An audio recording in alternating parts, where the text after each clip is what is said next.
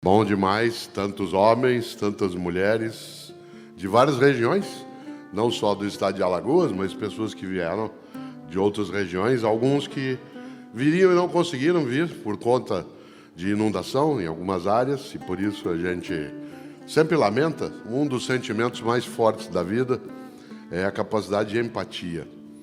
A empatia não é você ficar no lugar de outra pessoa ou se colocar no lugar dela, é estar ao lado dela.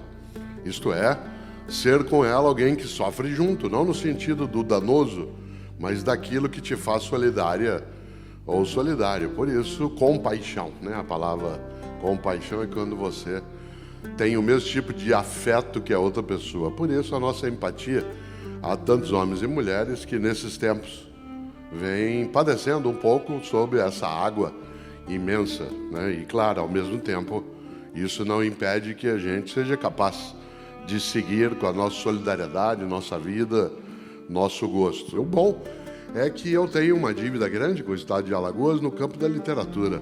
Há 50 anos, em 1972, uma parte das pessoas aqui, a quase totalidade aqui, não havia nascido ainda, mulheres nenhuma, né? Em 1952, desculpe, em 1972, há 50 anos, eu li um livro muito forte na minha história, na minha trajetória, como alguém que foi fazer filosofia. Eu estava no último ano do ensino médio, que é Vidas Secas, né, de Graciliano Ramos. Eu só li em 1972, claro.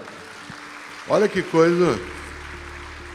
Não é a minha obra mais predileta do Graciliano. A minha obra predileta dele é Angústia, né, que é um livro pequeno de tamanho, mas Vidas Secas marcou muito a minha capacidade de compreensão, né, de algumas coisas. E esse alagoano, nascido em Quebrangulo, né, hoje uma cidade naquilo que se chama de Agreste, na época era a Zona da Mata, né, uma das coisas boas de Graciliano é que ele, que nasceu em 1892, esse ano, 130 anos, no dia 27 de outubro do nascimento, né, de Graciliano Ramos, conseguiu, em Vidas Secas, trazer para nós, todas e todos, mesmo quem da região fosse, uma compreensão sobre a importância da vida ser fértil, da vida ser capaz de multiplicar-se, de impedir a desertificação dos nossos sonhos, a dificuldade da nossa existência.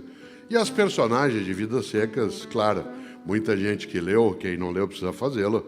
Talvez as duas mais marcantes, a pessoa principal, Fabiano, e a cadela Baleia, né, que faz parte da memória, né, de muitos de nós. Mas o que eu me lembro mais na obra de Graciliano, desse grande alagoano, que nasceu antes de eu nascer, né? Ele, aliás, não só nasceu antes de eu nascer, como ele morreu também um ano antes de eu nascer, né? Ele nasceu, como eu disse, em 1892, morreu em 1953 e eu nasci em 1954. Mas ele está em mim, como ele está em cada pessoa.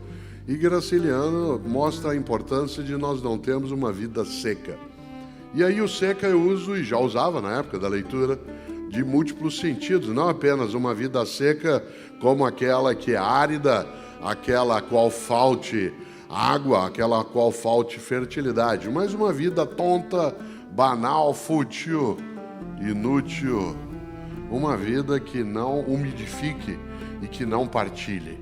Eu entendo não só, né, a ideia de vida seca como sendo aquela, tal como ele escreveu, a vida difícil, agoniada, mas também você sabe que a vida fica mais seca ainda quando nós não fazemos o nosso melhor, nos conformamos, nos limitamos, nos reduzimos.